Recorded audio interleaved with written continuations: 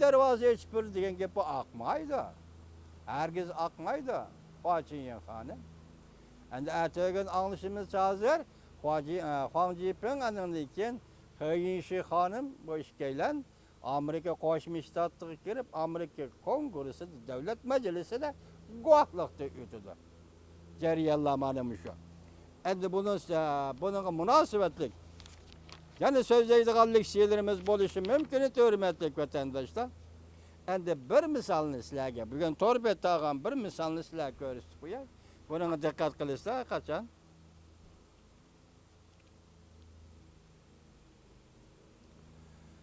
Amerika Jungo urushi. Bu Jungo urushi deganda savdo urushi, jumallar, boshqa ma'nodagi urush emas. Amerika Jungo urushi. Jungo qiyofatini tuyuqsiz tuvallatdi. Buning uchun turli sabab, buning uchun 3 turli sabab to'g'risida Amerika matbuotlari mundaq dedi. Amerika Jungo urushi noitizor tarixiy voqealarga munosabatlik. Jungo Kompartiyasi 4 tarafdan harakat qilib, Prezident Trumpning qayta prezident bo'lib saylanishiga to'sqinlik paydo qilmoqchi bo'lyapti. Apollo axborot to'ri YouTube 9-oyning 10-kuni.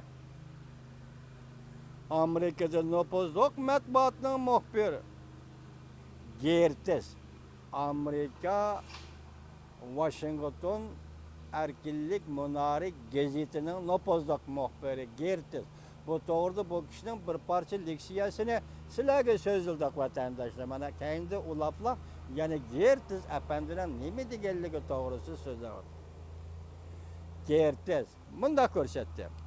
Jungo Kompartiyasi 4 tarafdan qo'lsalab, Prezident Trumpning qayta prezident bo'lib saylanishiga to'sqinlik qilmoqchi bo'lyapti. Davlat manfaati jurnalida Gertes obzor e'lon qilib, bunda ko'rsatdi. Prezident Trump qo'zg'agan savdo urushining haqiqiy ma'nosi shu yerdiki, Jungoning zo'magar davlat bo'lishini cheklash. Nopozliq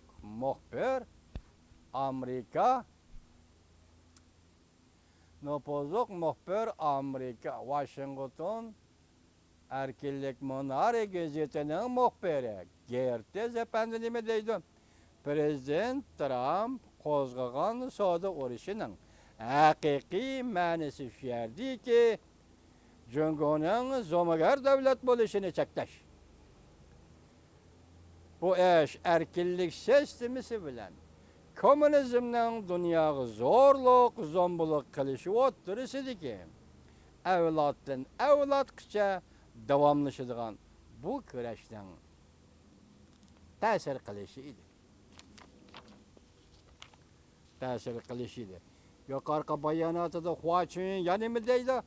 Huang Jiping to'g'risidagi bayonotida Hua Hanım mundaq deydi. So'ramay tura olmaymizki, mana boshda aytdik-ku, Germaniya taraf nemishqa shundaq chog'da Huang Jipingning Germaniyani ziyorat qilishiga va Germaniyada faoliyat qilishiga yo'l qo'ydi. To'liq ma'nosi, jumlasi shundaq. Endi buning bir kulib qo'ying, hurmatli vatandosh. Germaniya tashqi ishlar ministri Masning Huang Jiping bilan ko'rish g'arizi nima? Bu qo'ygan savol ekan. Yani nima dedi Huang Jiping? 9-oyning 10-kuni muxbirlarni Huang Jiping emas. Hua nima dedi? 9-oyning 10-kuni muxbirlarni kutib olish yig'ildi. Shundaq dediki, Hua Hanım, Huang Jiping bölgünçü unsur. Uyg'urlarning tillaydigan odati bor-ku, bayonotchi endi kelib buni Huang Jipingni tillayapti. Huang Jiping bölgünçü unsur. Devletine parçalaydigan söz ibarları ve uğrunuşları çok mag'lub bo'ldi. Siz shundaq bir nuqtaga vatandosh, sizning tasavvuringizga shundaq bir pokitni qo'yib berayki, siz inchki va cho'nqurliqla o'ylab boqing. Shanganda 6-oyning 9-kuni namoyish partildi. Namoyish partlab bir oy o'tami, o'tmaymi, shundaqla allaqachon kesim qilingan Türmedeki Huang Jiping'ni Şangan türmesinden koyuverdi. Azat kılıverdi. Bu bala küçük yaş bala çıktı türmeden. Hazır 3 ayda 3 ayça davamlaşkan Şangan'daki namayişte bu kişi anca çoğun hareket kılmadı. Yaki oturgu çıkıp şuarta olmadı. Yaki bir teşkilatçılık kılmadı. Ve yaki başka bir karar mı almadı. Demek namayış kımı katnaşmaganlığını bilgili olmayı görmedik vatandaş. Şundan keyin Aralıkta 9. ayının 5. günü mu şu Aralıkta. Ondan burunroq o da men sizlarga sözüldüm.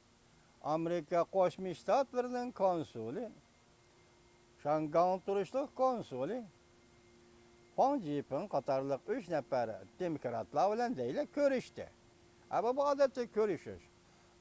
Amerikaliklar, Amerikaning konsullari dunyoning har qaysi joylaridagi har qanday g'ayri fikrli kishilar bilan ko'rishardi. Bu ajablanadigan ish emas.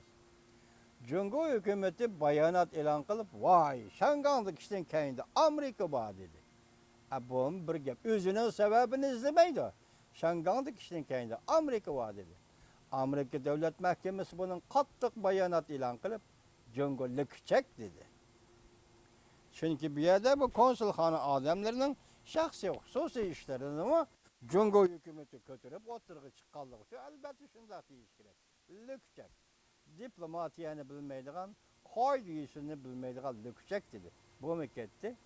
Endi hazır şu Huang Jiping aynı işlerine aralashmagan ve yaki teşkilatçılık mı kılmagan, namayış jarayonida özünü to'liq gavdalantirmagan bu adam tuyuqsiz başta aytdik.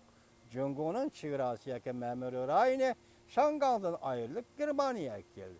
Texi 3 gün burun, ya 3 gün burun emas, dal şu günlerde Germaniyanın veziri Angela Merkel hanım Beijing'de ziyaretde bulup otadı.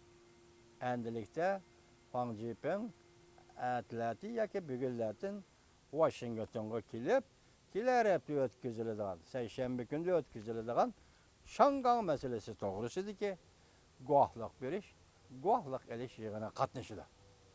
Siz shundan ko'rinki bugun bu qonun loyihaning ma'qullanishidagi mazmunlarni ko'rdik. Resmi ma'qullanganda qandaq mazmunlar qo'shildi va qandaq mazmunlar elib etildi, u keyingi ish.